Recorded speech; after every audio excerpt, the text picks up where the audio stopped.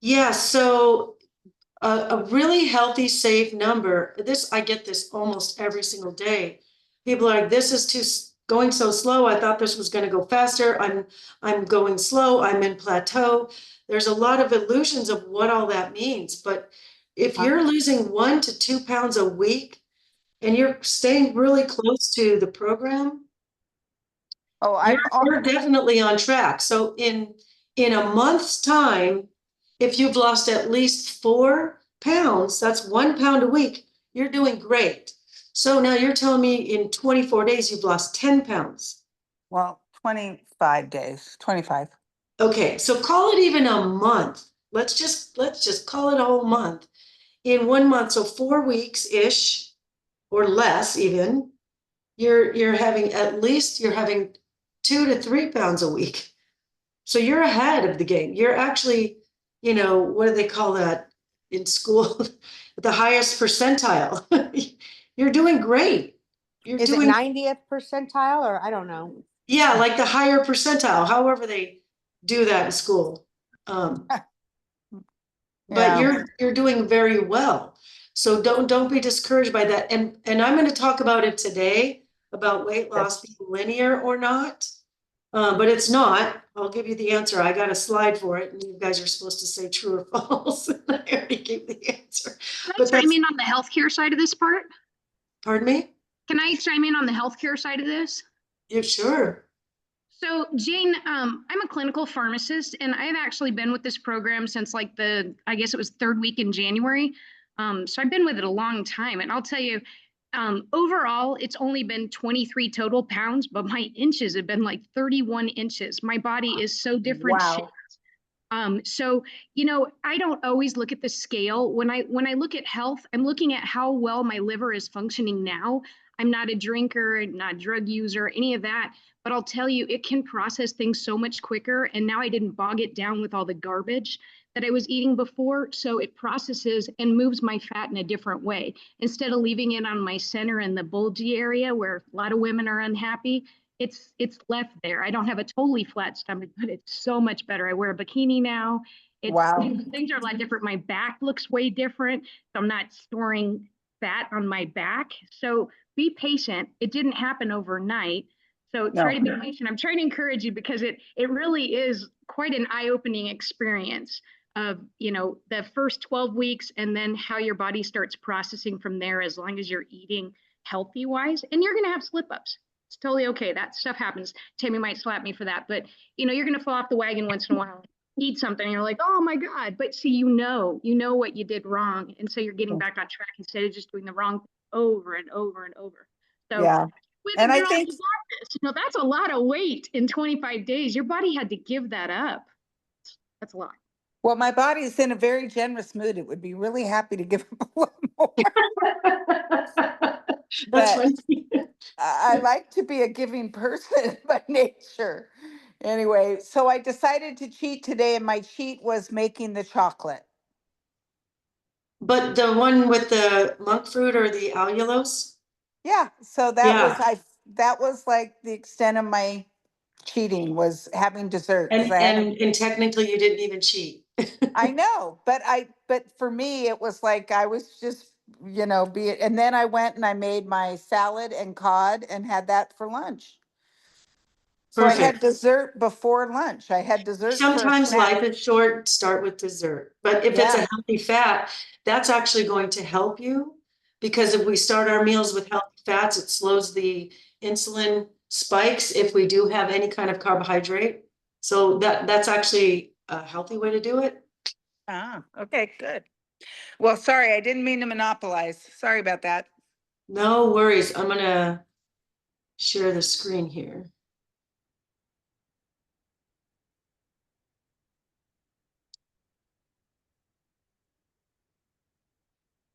All right, so we are going to talk about the top 7 mistakes, and I got way more than 7, by the way, people make when trying to lose weight. Now, don't panic. If you are not here for weight loss, you are still going to get a lot of information. Everything I'm talking about today is all very, very, very super extra connected to gut and liver health and all of that stuff, getting those hormones reset, all of that stuff. It's all related, it's all connected. But there's so much information out there in this world. And there's YouTube and there's the internet and there's, some say do this, some say do that, blah, blah, blah, blah, blah. So what is right? So I'm going to tell you what I believe is right. And you can make up your own mind, but these are just what I've seen through the years. And so with that, I wanted to kind of do a little bit of a backup. I kind of wanted, a lot of you know me, have known me for, months and months and months. So many of you just met me this week or last week. But I wanted just to kind of give you a little bit of background about me, just so you know. I've been in this industry for about 24 years. I started off as a group exercise instructor, personal trainer. I'm a certified personal trainer. Eventually, I ended up owning a vitamin store and a gym. I opened up a little gym, and then a couple of years later, I bought a already existing vitamin store. So I've been in this industry for a long time. I've done a bikini competition, and I took first place after age 45. So that was a really good day. But I learned so much. That vitamin store taught me a lot.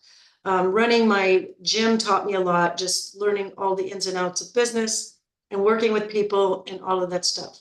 I have 3 published books on Amazon. So this is not just a hobby for me. This is something I've been doing and studying and learning for many years. And the reason I'm even sharing that with you today is because I've been sharing with you that I'm doing another certification, but it was brought to my attention that it sounds like I'm just starting and that I don't know what I'm doing and I'm just learning about nutrition.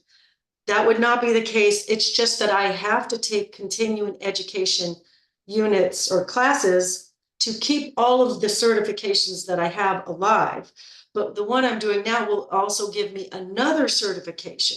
So as I mentioned, I started last week doing a functional nutrition certification course, which will provide all the continuing education that I need to maintain my personal trainer certification and my nutrition coach certification.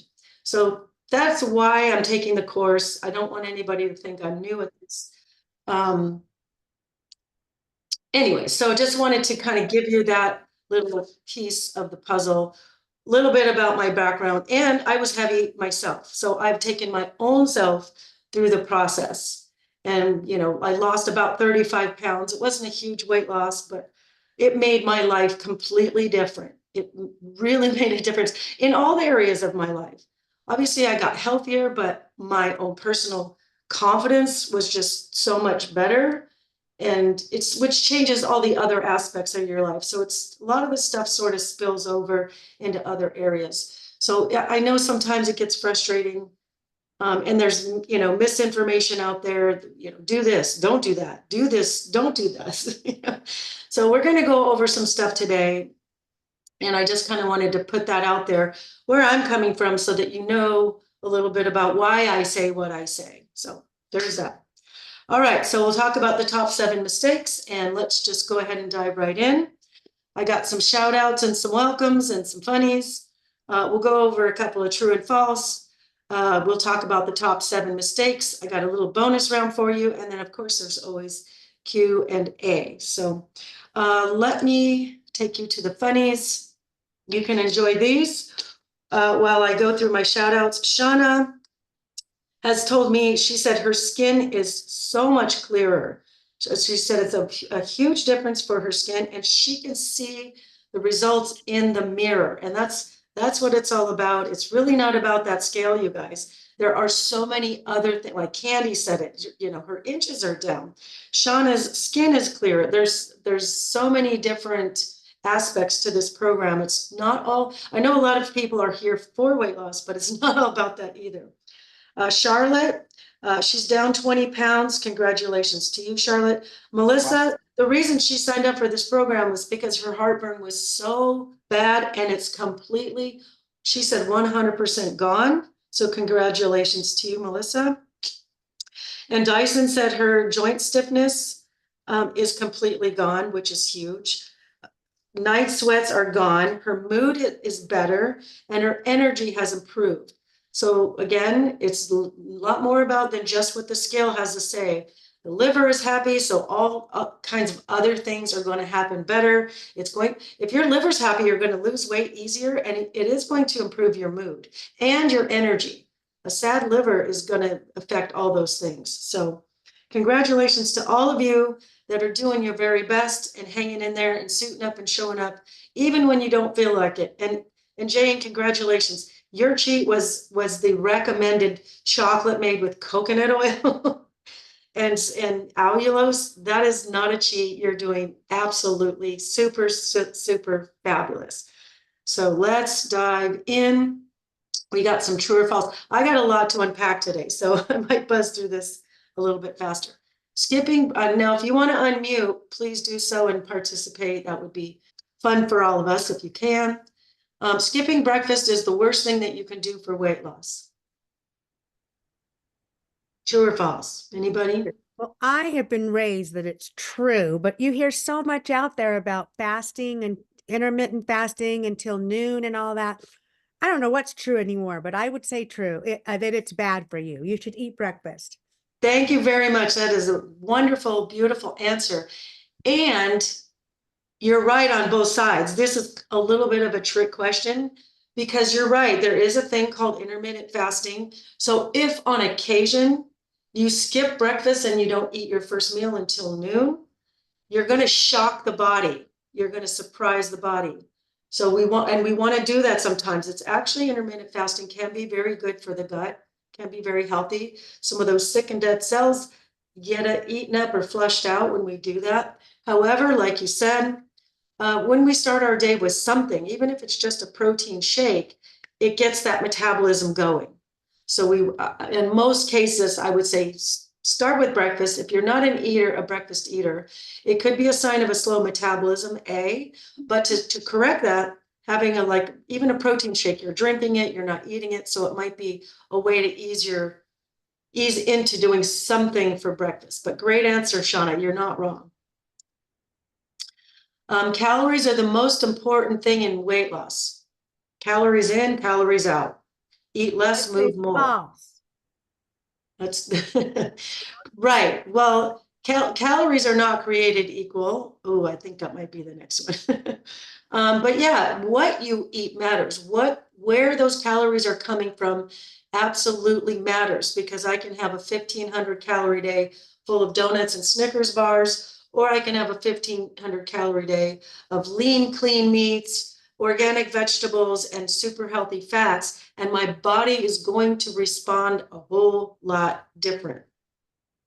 So you do have to have a calorie deficit, but where your calories come from really matter the most, especially if you've heard, you joined Monday night's class on inflammation and all the foods that cause inflammation. If we're even eating, like trying to diet and eating, lower calorie, but we're eating inflammatory foods, it's going to still make it really, really difficult to lose weight. Weight loss is linear.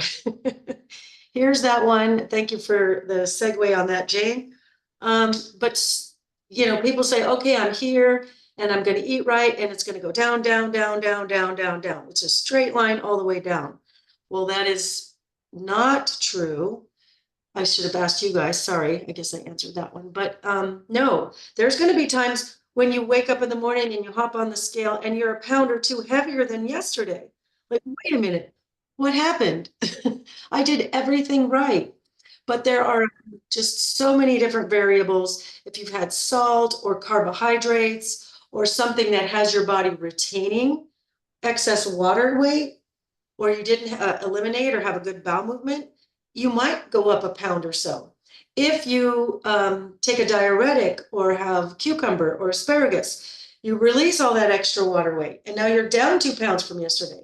Well, you didn't lose 2 pounds of fat from yesterday. It's just there's a little bit of going to be an up and a down.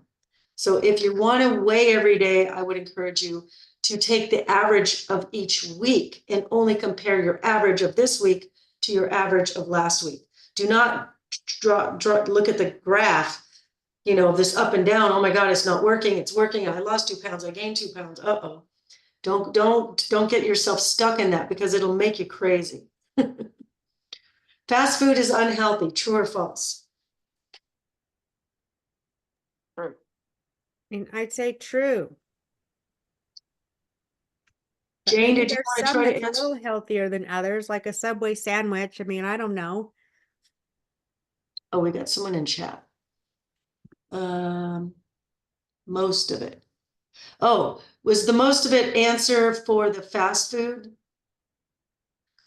So I would say Michelle is right in that most of it or a lot of it is, but not all of it. And there's ways we can do, and I was just, you know, I'm subscribed to Bobby Parrish. And so I get like these little clips of videos and it's him going to fast food restaurants or Costco or all these different places. And he's breaking down the foods, whether it's Bobby approved or not Bobby approved. And there's a lot of them out there that you can at least get a passing, like in a pinch, like, you know, Chipotle, which is just okay, but at least the chicken, you know, is just grilled. It's not been processed and mangled and deep, you know, mangled up and what do you call that? Not deep fractionated, where they just process it. It's not a processed food like chicken nuggets. We were talking about chicken nuggets the other day, how nasty they are. If it's a lean, clean protein, get the vegetables, get the salads, get the tomatoes, get the pico de gallo, get the guacamole, and you're good to go. But generally speaking, you know, the oils that they use to fry the French fries and fry the things, or the cheese is not real, the meat is not real, it's processed. So you got to be careful, but there's some things that you can do in a pinch. I would say, look, there's an app called Seed Oil Scout, or Bobby approved. You can use those for those, but Seed Oil Scout, I think it's $25 a year, but it'll tell you restaurants that don't use seed oils, and seed oils is one of the bigger problems. Candy says, depends on who's making it. Fresh bowl with veggies and meat off the food truck, but fast but delicious and not fried or processed. Yeah, exactly. Like you have to do the best you can. If you're stuck and you're like in an airport or you're at a amusement park, you're going to have to do the best you can if you can't bring food in. So there is that. Eating just before bed causes weight gain, true or false? I think I read in the book, it said true. Well, yes, Dr. Infantino wants us to be, I think he says done by 6 p.m. Yeah, and at least 3 hours before bedtime, I think. or at least 3 hours before bed. So here's the thing. If you realize that you've only had, oh my gosh, you're looking at your food log and you're like, oh my God, I've only had 400 calories today. And now you're hungry, but it is closer to bed. I would say grab a protein shake. The shake is already kind of broken down for you, or something easy to digest. Fats are easy to digest. Vegetables are easy to digest. The problem with eating before bed is you're going to bed for your whole body, not just for your eyes or your brain, but your whole body needs to take a rest. But if you have a big meal right before bed, you've literally just clocked in your gut. So you're going to clock back in. You're not off work yet. You got to go back to work. So now it doesn't get the rest that it needs, that overnight rest. So it's not really healthy. And then your heartbeat has to not rest because you have to pump enough blood to the gut to get all this process of digestion down. So now your whole body is not getting the rest that it should be getting while you're supposed to be sleeping. Your body's working while it's supposed to be sleeping. So in a pinch, if you've not had enough calories and you want to make sure you're getting enough of your macronutrients, grab a protein shake just before bed, but start to create healthy habits to where that doesn't happen, or always have something prepared. So when you get home from work, it's ready for you. It's not waiting till 9 or 10 o'clock at night. So there's that. All right, here we go. Let's dive in. Oh, wait, there's a chat.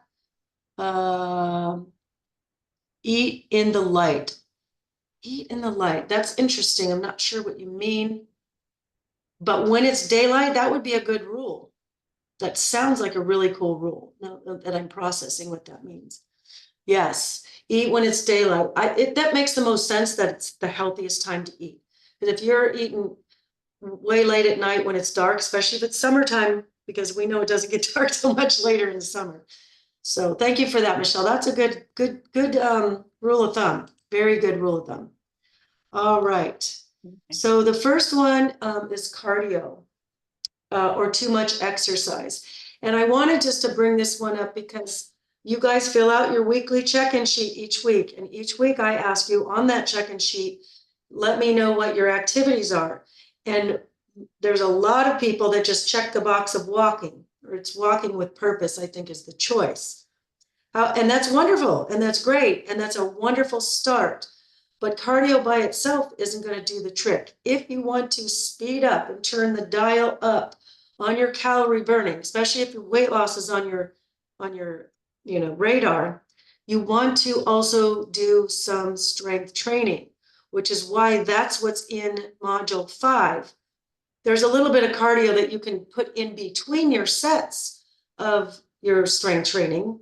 You can do 30 seconds of jumping jacks or modified jumping jacks or whatever cardios I give you on those.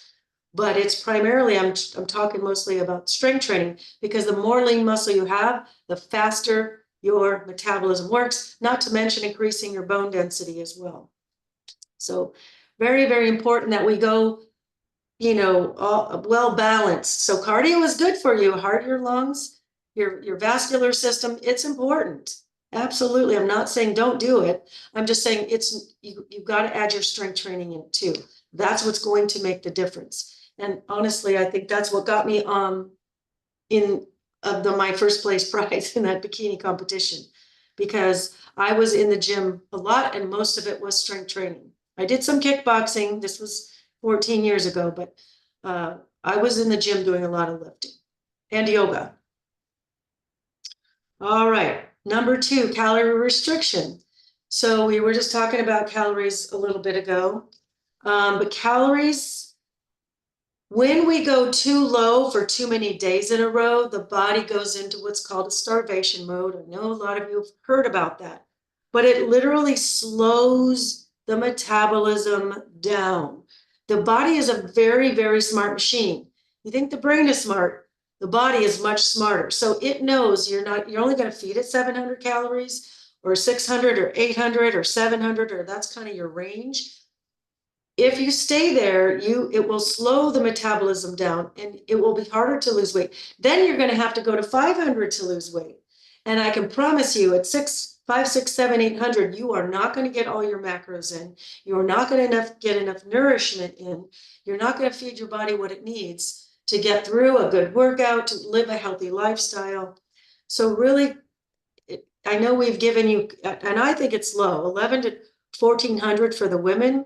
I think that's pretty low, but we want to start you with that. We can always change it as we go, but too many days in a row of lower calories is not going to serve you. I know it's so hard to get in our heads, and I've had people just not be able to get in their head. It's just hard for them to go over 1,000, and I'm like, and every time I get someone who is willing to listen and they do the higher calorie or we calorie cycle, that's when the weight starts falling back off again. So if you're stuck, if you're getting in a plateau, you're going to want to calorie cycle. Do 1,000 calories and then maybe 15 and then maybe somewhere in the middle. Or talk to me. Let's talk about it together, because that might not be what's going on. But you guys, if you still have coaching left, book your calls. Let's come up with a plan. Candy says, best saying I've heard, feed your metabolism. Yes, feed your metabolism. And honestly, guys, I told you I had my own weight loss journey, and it wasn't until I learned to eat to lose weight did I actually lose the weight and keep it off. Because the whole rest of the time, my whole life, I was trying to lose weight. I was starving myself, and then I'd go off with pizza and, beer and candy and cake and cookies and, cheese, French fries and all the stuff. And then you go with calorie restriction and your yo-yo dieting and all this stuff. Once you learn to eat to lose weight, It's a completely different perspective and a completely different mindset. And you get to eat. I love to eat. I love to eat. And so hang in there, keep coming to these classes. And we'll get you versed on how to eat to lose weight. All right, the next one. Using willpower. You guys sign up for a program like this and you're so excited. You're gung-ho, you're gonna do the thing. And then a few weeks in, you're like, oh, this is harder than I thought. I have to meal prep, I have to do this, I have to do that. It's not how I used to do things. But I'm gonna do it. I'm gonna do it. I'm gonna, you've got white knuckles here. But we've got to work on the mindset. We've got to shift our perspectives. We've got to learn how to train the brain to start to want the healthier stuff, which is why I do these classes in the first place. The more you learn about how bad sugar is for you, the more you learn about how bad dairies and glutens, those kinds of things are for your body, the harder and harder it will be because it gets in your head. But repetition is the mother of mastery. The more that gets in your head, like, dang, sugar really is bad, and the gluten and the dairy and the coffee and all the things that are causing inflammation in the body. So we got to get our head on straight. Jim Rohn says, don't wish it were easier, wish you were better. So doing personal development classes or reading personal development books or listening to some personal development gurus on YouTube, and then writing down, if you guys haven't done any of the writing exercise in module 2, that's going to be a great way to shift your mindset. Because if I'm just going to white knuckle, I'm going to do the thing. I'm not going to eat the cookie. I'm not going to eat the cookie. I'm not going to eat the cookie. If I'm still thinking about the cookie, I'm going to eventually eat the cookie and I'm probably going to eat the whole bag. And that's a problem. Nothing is impossible. The word itself says, I'm possible. I thought that was cute. I wanted to add that one. Life isn't about finding yourself. It's about creating yourself. So if you haven't done module 2, go back and write your vision, but you got to write it as if it's already happened. So when you practice your visualization in your mind, your subconscious mind does not know real from, imagined from reality. So it just knows if it sees it, it's real, it's going to go out and make those things happen. It's how you train your brain to go look for more ways to make that true and real. If you fail to plan, you plan to fail. And then lastly, when you have a choice to make and you don't make it, that in and of itself is a choice. So if you choose not to follow the plan or not to show up to these calls, that you're making a choice. So even so, I know we don't feel like it. We can't do everything based on how we feel. We just got to do the next thing. And even if you're just not up to do the thing you're supposed to do the minimum, but do it. Still do it, but do the minimum. Maybe you can order like an Uber Eats from a restaurant that you know is healthy if you don't feel like meal prepping. So do the easier version, but still do the thing. So anyways, putting that out there. All right. So we've got next up, not addressing gut, liver, hormone health. So we've got the liver and the gallbladder. Well, first, let me go through the digestive system. When we start to chew our food, there are enzymes released in the mouth, in the saliva. We chew our food, we swallow our food, goes into the stomach kind of crunches it up. It's got good acids in the stomach, and that's what's going to break down the food into kind of a liquid, kind of a froth. And once it gets like that, it should go right into those small intestines where the absorption of most of your nutrients is taking place. Your liver is making the bile, which is stored in the gallbladder. And so the gallbladder will release it to the stomach. Your pancreas notices that there's food in there and there's carbohydrates. So it's going to release the insulin. It's going to help get those sugars into the cells where they're supposed to be. Eventually it will move into the colon where there's some more absorption happening, and eventually we eliminate. But when some of our systems are out of whack, when our gut is out of whack, when our liver is out of whack, our pancreas, our body is not digesting the food the way it should. Sometimes, especially if our body isn't breaking down the food, there's undigested food particles, which can cause leaky gut and all kinds of other stuff.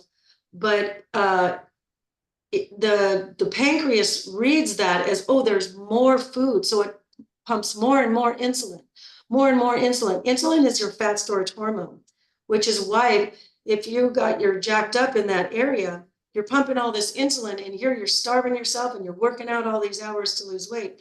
It's not happening. You're fighting a losing battle. So if we can come back, take a step back and get that liver corrected and the gallbladder happy. So things to avoid for your liver and your gallbladder. Number one, and this is across the board with pretty much every darn thing, and that is sugar. Sugar's an inflammatory. So it will inflame the liver, it'll inflame every inch of your body if you let it, if you consume those sugars. Processed foods and processed meats, really bad for the liver. The liver is the only organ in the human body that can metabolize fat. So again, your liver's not happy, you're not going to metabolize fat as efficiently. And Candy said that in the beginning. She said her liver is so much different and better. You know, her back fat is gone. You know, she's processing things so much better. So avoiding some of this junk matters. I mean, you know, breads and pastas, which turn into sugars, which store as fat in the liver, which can turn into fatty liver, alcohol, high fat dairy, fried foods and fast foods, and high glycemic carbohydrates. All of those should be avoided for a healthy liver. You want to eat green leafies, walnuts, fatty fish, avocados, garlic, berries, turmeric, which is an anti-inflammatory, and milk thistle. Both turmeric and milk thistle help your body produce the glutathione, which is the liver's natural detoxifier, and it's your anti-aging. So by consuming those good foods will help your liver and gallbladder be happier and healthier. The gut. We want to make sure that we are avoiding dairy and gluten because those are, and sugars. Again, sugar's number one. Sugar feeds the bad bacteria in the gut. So again, sugar's the number one thing we need to get rid of. It is danger. In fact, in the course that I'm taking, he called sugar or desserts, call it a recreational drug. If you do it once in a blue moon, probably not going to ruin your life. But if, like most recreational drugs, that turns into a habit and an addiction, and then it's going to wreak havoc in your gut and in your whole body because there's inflammation going to happen with the sugar. So sugar, dairy, and gluten are culprits for causing inflammation in the gut, especially if you have any kind of sensitivity to gluten or dairy. Coffee, also very bad for the gut. It's very acidic for the gut. We want to do high fiber foods, fermented foods like kimchi or sauerkraut, probiotics, great way to keep those healthy, good bacteria is happy. The fiber is what feeds the good bacteria, so we want to feed them. So that's good. And then if you can put 75, at least half your plate, but even 75% of your plate, a mixture of colorful vegetables, that's how you're going to get a healthy gut, because that's where your nutrients, your minerals, and your fiber all lives. The thyroid, again, you want to stop inflammatory foods. Number one is sugar. The thyroid has everything to do with your ability to lose weight. So we want to address these things and make sure. So again, avoiding sugar, number one thing on the list. Avoiding alcohol affects the thyroid specifically. Caffeine can really bother the thyroid as well. Fried foods and high saturated or trans fat foods can also affect the thyroid. You want to eat things like seaweed or kelp because those are high in iodine, which promotes a healthy thyroid. Selenium-rich foods like Brazil nuts and sunflower seeds. Zinc, green leafy vegetables, high in minerals. Those are anti-inflammatory foods. So those are some things. And guess what? Those are all the things that we've been asking you to consume in this program. So once we address all these things, the weight loss will become a lot easier. But a lot of times, we think it's all about the calories, but once we get this stuff right, it really makes a difference. All right, next up, get my notes here. All right, we're gonna sleep and hydration. I know that's two things, but I wanted to make sure, I had sleep on there and I thought I can't leave hydration out. So rather than redo the whole PowerPoint, I just added it to this slide. But these are hugely underrated. People don't pay any attention to it. They don't think much of it. It seems so harmless and so benign. It's like, well, what's a big deal if I go to bed at 11 or 12 or 1? It's no big deal. I'll just sleep in later. It's fine, right? Well, no. Sleep regulates certain hormones that have everything to do with weight loss. Everything to do. Your ghrelin is your hunger hormone. Leptin is the one that tells your body when you're full. And human growth hormone is what helps you maintain lean muscles. It's your energy. It's your energy and it's your youth. So if you're not sleeping by around 10 or 10:30, or at least going to bed by 10 or 10:30, you're not asleep at a certain sleep cycle by 1 a.m. when a lot of this stuff is, especially the HGH, is being released. When we are let me keep going. Also, being up too late, there's more hours in the day that we're awake. If we're up more, if you're still tinkering around the house and it's 11:30 at night, tell me you're not going to get snackish and want to eat something or peck and I want to eat something. If I'm already asleep by 11:30, I'm not thinking about food. So there's just another thing there. If you don't get enough sleep, you're going to have low energy. If you have low energy, when you get to the gym, you're not going to work very hard. If you even go to the gym, I know if I don't have a good night's sleep, I'm likely to skip the gym. And if I go, I could barely lift. I'm like, why am I even here? I can't, you can't really get a quality workout. You don't need to work out for hours. You just need to move your body and you need to lift some weights, have some resistance. But without enough sleep, you're not going to be able to do it efficiently. Every study I've ever read, lack of sleep increases cravings. The body's very smart. It knows carbohydrates is energy. So when you don't sleep, you're having insomnia, you are going to crave carbs because your body wants energy. Also, carbs are comfort food, a lot of them. It's breads, it's toast, it's a bagel, it's, stuff like that. It's just, our bodies are craving it. That's what we want. We want the energy. But every study shows cravings go up. I know for some reason I got a hollow leg. I am just hungry the whole next day after no sleep. So prioritizing your sleep is very important for weight loss. All right, dehydration will slow weight loss down. Drinking as little as 17 ounces of water can boost the metabolism 25 to 30%. That's pretty good. Hydration increases the metabolic rate. I just said that. Where did I see my other note on that? Dehydration by just 2% can cause a cognitive decline. And if you're 30%, it can cause, you can't really function. So it's very, very important. So you might want to start your day with some minerals or some sea salt or Celtic salt in your water. I wouldn't drink salt all day, but you start your day like that, and it's going to help you get and stay hydrated. Every time my blood pressure is high and I do the math and realize, oh, I haven't drank all my water. If I start hydrating again, my blood pressure comes back down. So that's a huge one.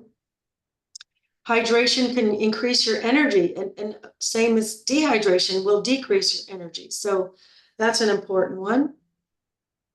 Also, kidney and liver health with hydration. When you're dehydrated, the kidneys aren't functioning very well. So then the liver has to jump in and help the kidneys out. So the liver basically has to babysit another kid, So it just has to do double the work. So now, and the kidney and the liver, especially the liver, have everything to do with our body's ability to efficiently lose weight So we want to make sure we keep that liver healthy. Plus, we're flushing out all those toxins, again, keeping the liver and kidney healthy. All right.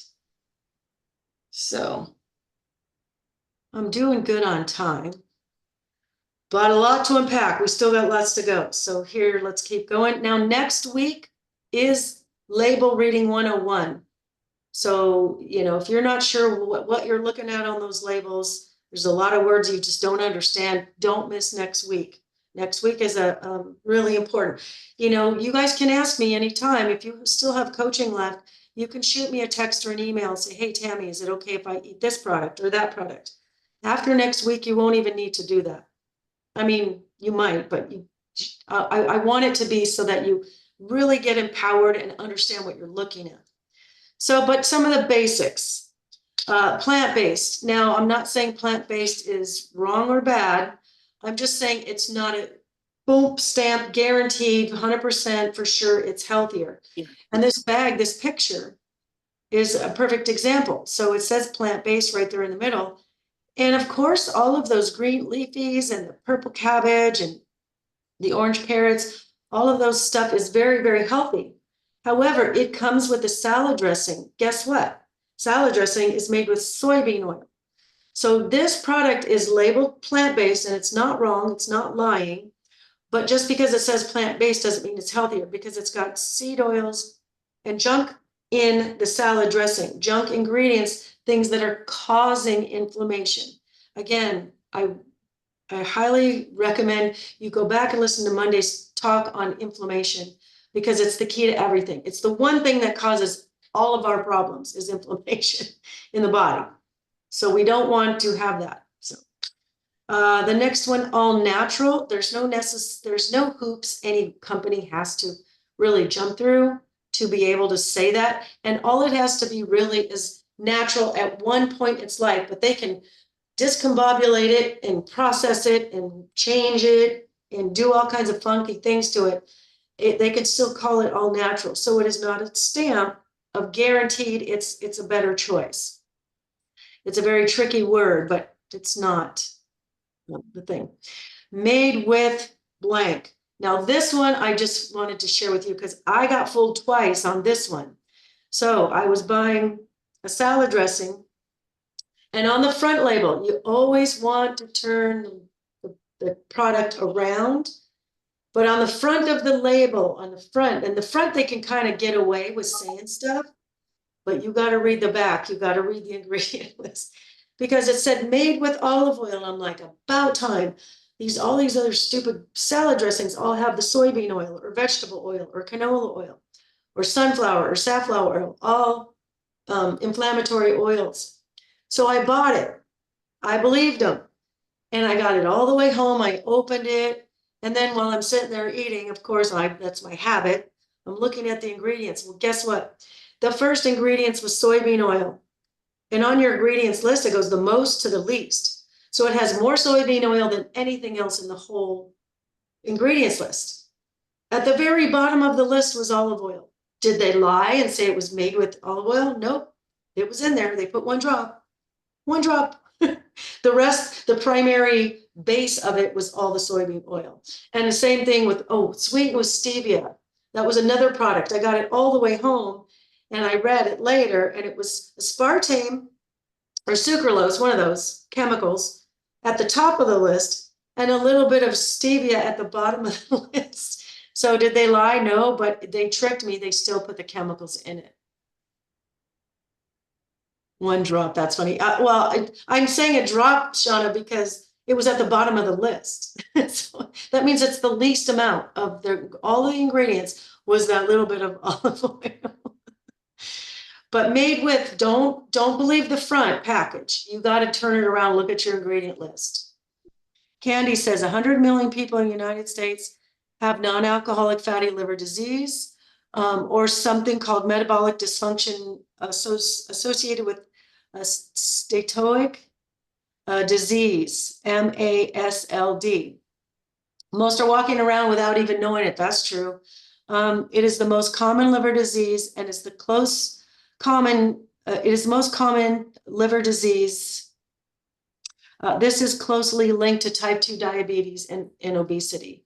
So again, having these inflammatory foods is what causes all this stuff that Candy's talking about. So thank you for sharing that. So another mistake, not looking at your ingredients. So if you're gonna believe the front, they're tricking you, they're fooling you. Look at your ingredients list. Again, next week I will go over all the words you're looking for so you'll know what those big fancy chemical-y words are and where they came from and what they actually are. And another mistake, and I've made this one too, is not checking your serving size. A lot of times it'll say it's only 70 calories and it's only got so many grams of fat and so many grams of sugar and so many carbohydrates and whatever. But if you look at the package, oh, it's got 3 servings, but it was 1 muffin. Wait a minute. So unless you're sharing it with 2 other people, you're getting 3 times the amount of sugar, 3 times the amount of carbs and fat and whatever else. So make sure if you're looking at the calories and if looking at your macronutrients, your carbs and your fats and your proteins, if you're kind of checking those, you better look at your serving size because it's either going to be triple or double or something, or whatever the case may be. But look at your serving size. It's a really, really important piece of your label reading. All right, I'm running out of time here. This is a huge thing for me. This is how I lost my weight, but not addressing the glycemic index or glycemic load. It's very important you understand what both of those things are. And I did do a whole training in the course on the glycemic index. So please go back and watch that so you understand what it is. But simply, it's if something is high glycemic, you eat the food, it spikes your blood sugar faster. The higher glycemic it is, the faster it spikes your blood sugars. The faster your blood sugars spike, the faster your insulin levels spike. Your insulin is your fat storage hormone. When those things go up fast, they also plummet fast. And then you feel hungry, whether you are hungry or not. So you're going to want to eat again. And here we're going, I feel good. Oh, I'm slumping. I feel good. And then you slump. Plus, you're going into fat storage every time you eat a high glycemic food. The glycemic index isn't the end all be all. So if you find something is lower glycemic, it's not a stamp guarantee that it's serving your purpose, especially for weight loss, because you got to check the glycemic load. Why the glycemic load is a little more accurate is because it takes into consideration carbohydrates and the glycemic index. Then you get a number from that. So on the glycemic index, you want things under 55. Anything 56 to 70 is medium glycemic. Anything over 70 is run for the hills, put it down, don't buy it. It will spike your blood sugars. Now, on the glycemic load, you want something 10 or under. The lower the number, the better it is. So for example, the rule will apply like on white rice, for example. White rice has a very high glycemic index. So automatically white rice of all the rices is the highest. It'll instantly spike those blood sugars and insulin levels, instantly telling your body to store fat. Now, if I do the math, if I know how many carbohydrates times the glycemic index divided by 100, that'll give me a number. So for white rice, the glycemic index is a 70, which is high. Put it down, don't eat it. But it has a glycemic load of 56. Now, glycemic load, again, under 10 is okay. 10 to 20, but anything over 20 is, put it down. It's not good for your diabetes or weight loss.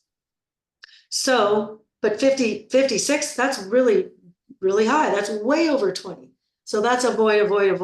Watermelon, that comes in at a 72 on the glycemic index. So do we avoid watermelon? It's natural, it's not processed. Well, if we check out the glycemic load on it, guess what? Glycemic load is at a 5. Because it's lower in carbohydrates, it does have the sugars, but it's lower in carbohydrates. It it has a better glycemic load, so that would be an okay choice. Another one I wanted to draw to your attention is spaghetti. And a Snickers bar, same thing, but spaghetti, I happen to have the numbers in front of me. So spaghetti has a glycemic index of 50. Well, gosh, that's under 55. Gosh, I thought pasta was fattening. Well, it's very carb rich. It's high in carbs. So because of that, when you do the math, you do the glycemic index times the amount of carbohydrates divided by 100, it has a glycemic load of 49. That's well above the 10 that we're aiming for, 10 or less that we're aiming for. So pasta, regular pasta, is not on the menu. So once you kind of get an understanding of that, that's a simple version of how all that works. But it will make a huge difference for your weight. When I changed to using this system as what I chose for my carbohydrates, that's when my weight came off. And that's when I learned to eat to lose weight. So yeah, not all calories are created equal. All right, so we got a bonus round. Being consistent with calorie consumption. As I said, if you're, and it's in this, again, we should be rewarded. If somebody's coming in, they got a 1200, 1200, 1200, 1201, 1205, 1188, you know, you're right, really hanging around that 1200 mark. It's not fair. You should absolutely be rewarded. You're doing exactly what we've been told to do. But sometimes, or often, I should say, the body starts to adapt. So now it will stop losing weight. So now we want to calorie cycle. Now have a 1600 calorie day. Throw that in there. You know, maybe go down to 1000 and then maybe have a 14 and then go up and down, up and down. So do not be consistent. Stay within the limits of the choices of the food. So keep the gluten out, keep the dairy out, keep the sugar out, sugar out, sugar out. But move the calories around. Up your protein if you have to. Most of my clients are not getting enough protein. So when in doubt, add proteins and fats. That'll help you with your calories. All or nothing. I'm the king. I was a queen of that. You know, you start a diet. Okay, we all want to start on Monday, right? And we're doing really good on Monday. We did everything right on Monday. And then Tuesday, we did everything right. And then Wednesday, something happened. Somebody called, said, let's go out for dinner. And we fell off. So guess what? We went off that one thing.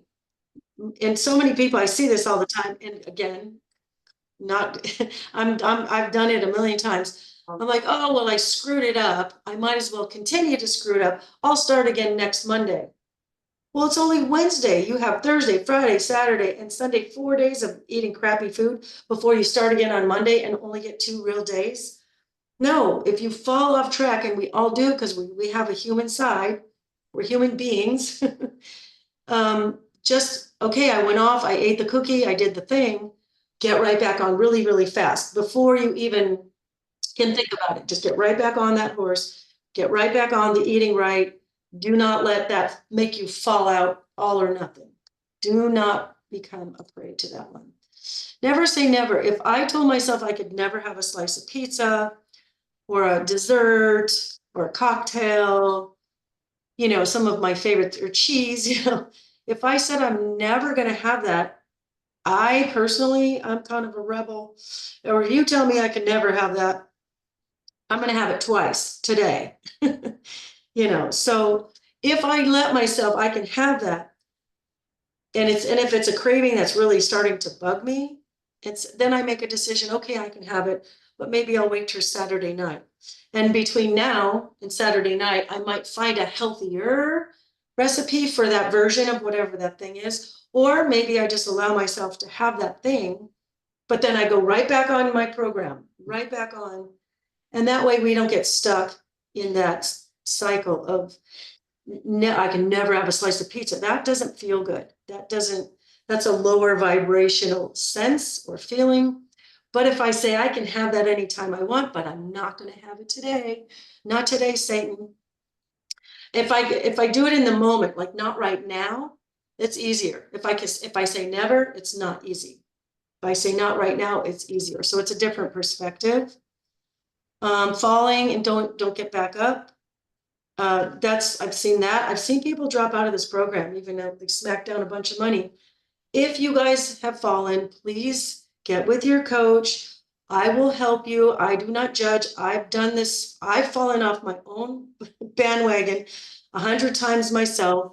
So just get with me, come join these groups, share your struggles. If you're willing to share it in the group, great. If you want to share it privately, send me the email, book your one-on-one, but don't give up completely. Please don't give up on yourself completely. Consuming diet or fat-free foods. Most of those are a trick. Diet foods like those 100-calorie packs of Oreo cookies. If you look at the ingredients list on those, that is the most inflammatory thing you could probably eat, A. But B, it's 100 calories, but it's got so much sugar in it, it's gonna spike your insulin levels, it's gonna make you hungry in an hour. Because like I said, when your blood sugar spike, then they plummet, then you feel hungry. So that's a trap. It's a trap. And fat-free foods, most fat-free foods, they've added sugar to accommodate the taste that's being taken out from the fat. Fat offers a good flavor and it's satisfying. So they gotta sell their products, so they gotta do something. In chat, we has Candy loves candy. The struggle is real. Yes, so if you say never have candy again, what is that, right? So if we find a way to make candy, like Jane made the chocolate with the coconut milk and the coconut oil and the cacao and the allulose. I mean, there's ways around it, guys. Oh, and this one, I love this one. Not tracking exercise. Please track your exercise, because what you do this week or what you did last week or the month or last month, if you're tracking it, you can see your own progress and it helps you. I don't know. I think of it more like a game.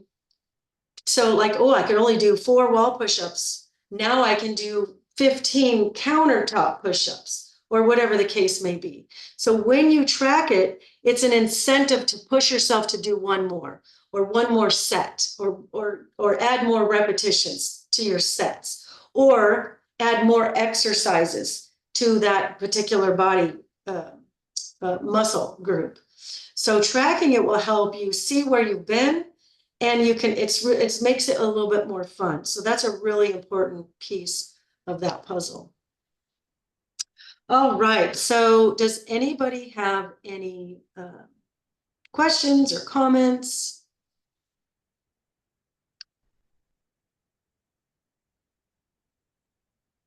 I'll just say thank you. That was great training. Oh, thank you for saying so. I appreciate that.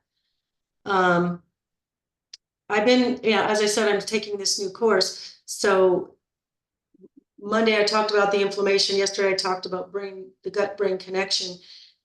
It all has to do with, not addressing these things. Tomorrow I'm going to get a little bit more into the thyroid and some other things too, which all have to do with health and wellness all around, really. But if we're not addressing all these things have a factor. So thank you for saying that. I hope to cover all the parts, I want us to understand why were we having such a hard time? It's not just calories. It's not just getting the foods right. It's a little bit of mindset. It's a little bit of paying attention to our liver and our, vital organs. Awesome. Anybody else? Thank you. No. Awesome. All right. Well, you guys have a wonderful rest of your day. Thank you for joining. Thank you, Candy, for your all of you for your participation. I really do appreciate you showing up. And Carmen, are you raising your hand or just doing a clap? I can't tell. I think it's a clap. Oh, applauding. Okay. Thanks. I'm glad you could make it. And I'd love to see my graduates come back for a visit. So thanks for that. And with that, I will say, have a great day. Bye-bye. Bye.